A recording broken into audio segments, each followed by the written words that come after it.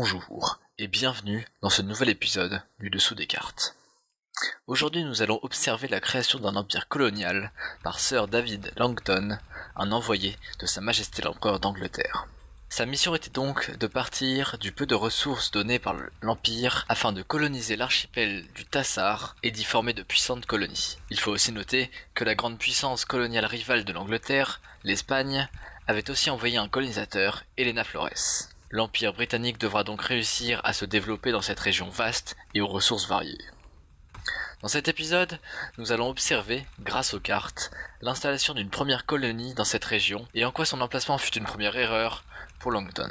Nous sommes alors en 1404 et les flottilles de Sir David Langton et son opposante arrivent à Kingsport, une base avancée d'un colonisateur anglais de la région. Rapidement, les deux protagonistes se mettent en quête d'une île afin d'y établir une première colonie.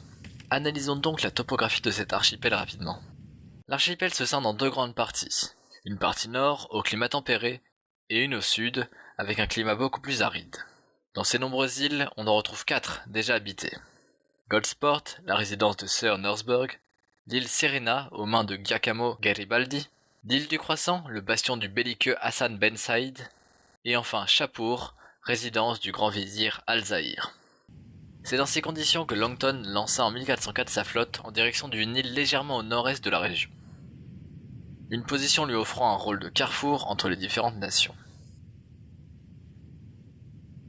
De nouveaux bâtiments sont prêts à être construits. L'Empire anglais fonda donc la première ville de Guildford sur cette île, dense en formation rocheuse. Un premier entrepôt portuaire est construit rapidement, suivi d'une place de marché, ainsi que de cabanes de pêcheurs et de bûcherons. Elles assureront l'apport en nourriture mais aussi en bois pour les constructions. Les premières maisons paysannes sont aussi disposées autour de la place du marché et les premiers habitants de Guildford arrivent. Le surplus de poissons est mis en vente à un prix abordable dans un premier temps, afin de pallier à l'économie décroissante pour le moment. Les premiers champs de cidre apparaissent afin de satisfaire le besoin de boissons des habitants.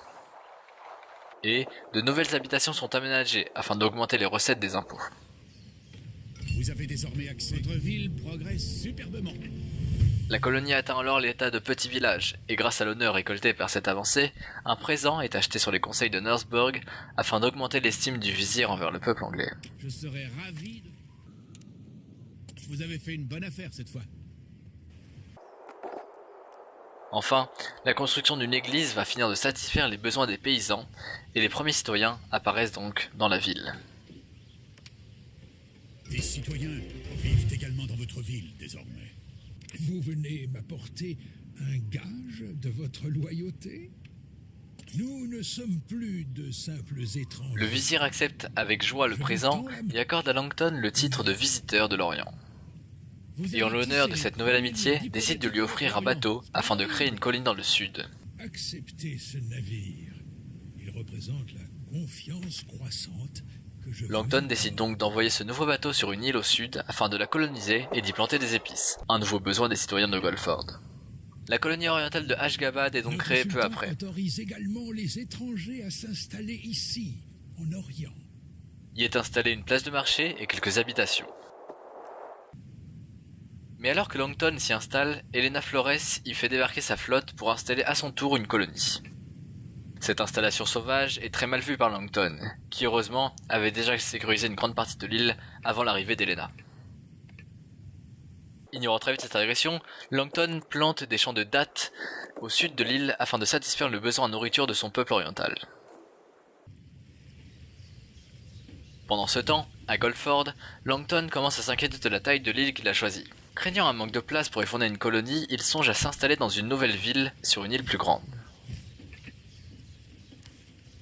Mais l'heure n'est pas encore au déménagement et des plantations de chanvre sont mises en place pour subvenir aux besoins d'habits des habitants. Finalement, pour éviter tout problème, Langton envoie une caravelle installer une troisième colonie sur une île beaucoup plus vaste à l'ouest de Guildford. Après avoir traversé les mers, le bateau arrive et la fondation de Wolf's Haven est actée. Comme pour les autres, cabanes de bûcherons, marchés et autres habitations sont construites rapidement. En parallèle, les champs d'épices sont aménagés à Ashgabad et une première route commerciale est ouverte entre l'île et Guildford afin d'y transporter les épices. Après la création de cette route commerciale, Langton décide de s'attaquer à son indépendantisation envers Sir Northborg.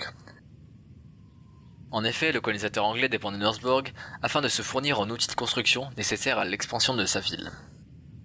Des mines de pierre et de fer sont donc installées à Golford et à Wolfshaven.